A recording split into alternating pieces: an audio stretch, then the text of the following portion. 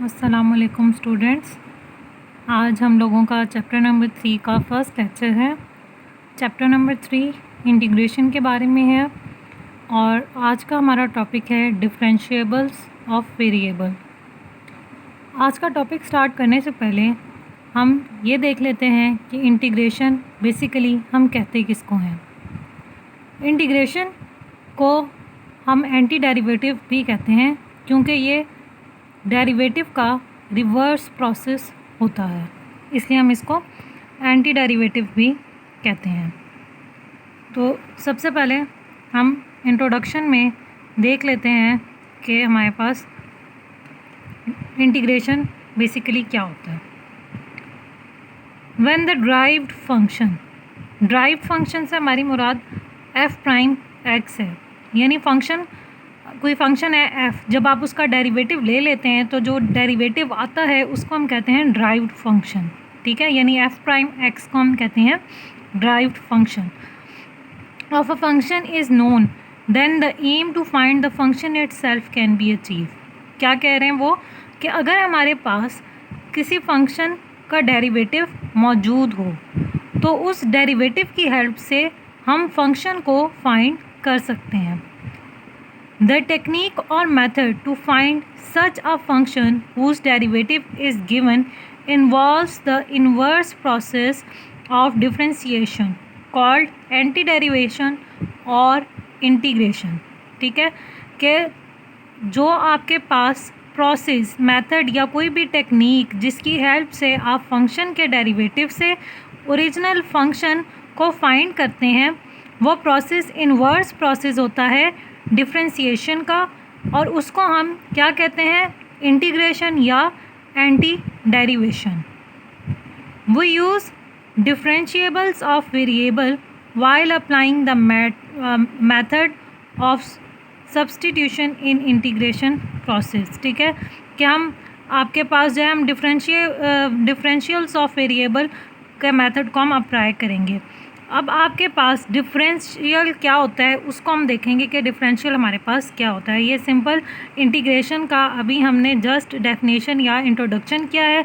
Next classes में आप जो है इसके डिफरेंट टेक्निक्स पढ़ेंगे कि किस तरह से फंक्शन किस टाइप का होगा तो इंटीग्रेशन उसकी हम किस तरह से करेंगे, और डिफरेंट टेक्निक्स देखेंगे इंटीग्रेशन की।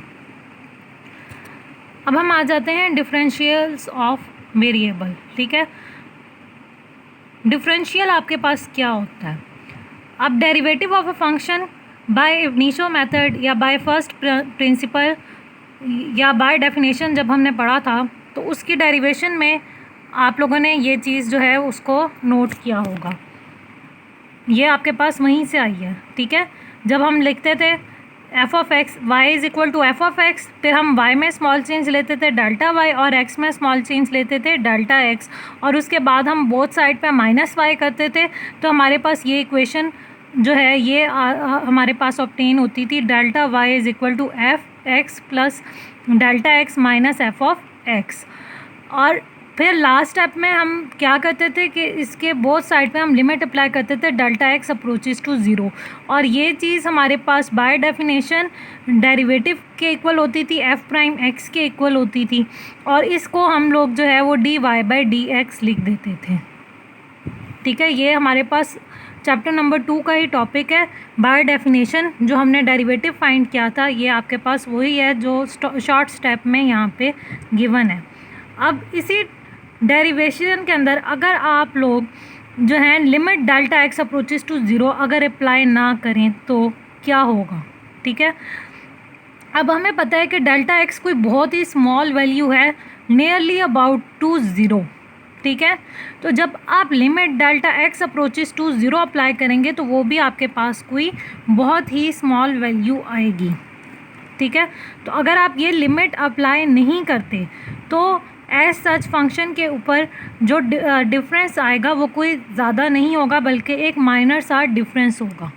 तो इसी चीज़ को हमने देखने के लिए अब we know that before the limit is reached delta y over x differs from f prime x by a small real number epsilon. अब हमने उस स्मॉल रियल नंबर को एप्सिलॉन कह दिया। ठीक है। एप्सिलॉन आपके पास कोई भी बहुत ही स्मॉल नंबर है, 0.00 समथिंग आपके पास कोई नंबर है। हम ये कह रहे हैं कि अगर हम लिमिट अप्लाई नहीं करते, ठीक है, अब ये चीज़ आपको पता है कि dy/dx आपके पास बेसिकली इस चीज़ के इक्वल है, ठीक है।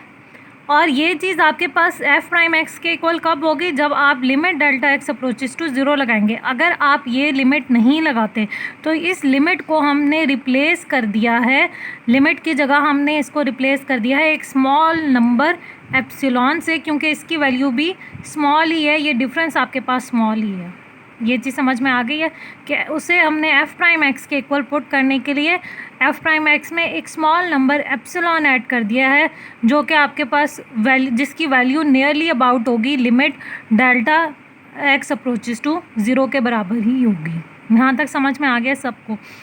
फिर नेक्स्ट स्टेप में हमने क्या किया है, बोथ साइड पे मल्टीप्लाई किया है डेल्टा x के साथ। तो यहाँ से डेल्टा x f'(x) के साथ भी मल्टीप्लाई हो गया और एप्सिलॉन के साथ भी मल्टीप्लाई हो गया, और जब हमने यहाँ डेल्टा x के साथ मल्टीप्लाई किया तो डेल्टा x से कैंसिल आउट हो गया, ठीक है।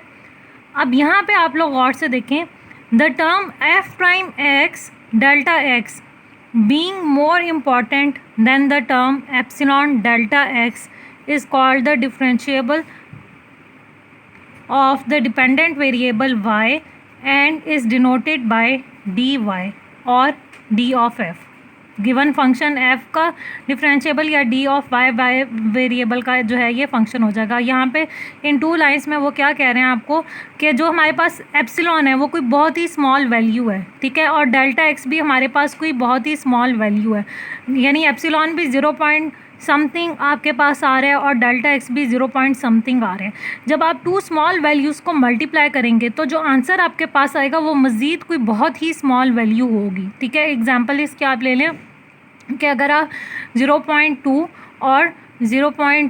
जो है वो 3 को अगर आप मल्टीप्लाई करते हैं तो आपके पास जो रिज़ल्ट आएगा वो आपके पास मज़ीद स्मॉल आ जाएगा। तो ये आपके पास रिज़ल्ट इतना स्मॉल है कि आप इसको एक तरह से इग्नोर कर भी दें तो आपके पास कोई जो डेल्टा वाई है उसके अंदर आपके पास कोई ज़्यादा चेंज नहीं आएगा। अब यहाँ पे वो यही कह रहे हैं कि f'(x) डेल्टा x जो है यह आपके पास मोर इम्पॉर्टेंट है देन एप्सिलॉन डेल्टा x। इसको आप इग्नोर भी कर सकते हैं क्योंकि ये बहुत ही स्मॉल वैल्यू है। अब अगर आप इस टर्म को इग्नोर करते हैं तो हमारे पास जो ये वैल्यू होगी ये हमारे पास dy के इक्वल होगी, और dy को उन्होंने क्या कहा है, वो हमारे पास डिफरेंशियल है किसका, डिपेंडेंट वेरिएबल y का, ठीक है। y हमारे पास डिपेंडेंट वेरिएबल है, डिपेंड कर रहा है x पे, और x हमारे पास इंडिपेंडेंट वेरिएबल है। तो यानी यहाँ पे डेल्टा y और dy में क्या फ़र्क है इसको भी आप देख लें कि स्मॉल सा फ़र्क है कि डेल्टा y आपके पास जो है वो उसमें एप्सिलॉन डेल्टा x ऐड हो रहा है, और dy के लिए हमने इस स्मॉल वैल्यू को इग्नोर कर दिया है, तो वो हमारे पास डायरेक्ट। अब अगर हमने किसी फंक्शन का डिफरेंशिएबल फाइंड करना होगा तो y वेरिएबल का अगर हमने डिफरेंशियल फाइंड करना होगा तो हम किस तरह से करेंगे, उसका हम डेरिवेटिव लेंगे और उसको हम डेल्टा x के साथ मल्टीप्लाई कर देंगे, और अगर हमने उसका ये डेल्टा y फाइंड करना होगा तो उसके लिए हमने जो है वो प्रोसेस के अकॉर्डिंग हम उसको जो है इस वैल्यू को हम कैलकुलेट करेंगे, ठीक है। अब यहाँ पे नेक्स्ट वो क्या कह रहे हैं, एस डी एक्स। अब इसी के मुताबिक अगर हम डी एक्स को देखें, ठीक है, तो डी एक्स हमारे पास क्या आ जाएगा, एफ ऑफ एक्स की जगह एक्स आ जाएगा। एक्स का जब आप डेरिवेटिव लेंगे, एक्स का डेरिवेटिव आपके पास क्या होता है, 1 होता है। तो आपके पास इस लिहाज से डी एक्स और डेल्टा एक्स बराबर होंगे, ठीक है। तो ये रिलेशन डी एक्स और डेल्टा एक्स आपके पास बराबर है, लेकिन डेल्टा वाई और डी वाई आपके पास इक्वल नहीं है, बल्कि इनमें स्मॉल सा डिफरेंस है, और वो डिफरेंस आपके पास क्या है, एप्सिलॉन डेल्टा एक्स।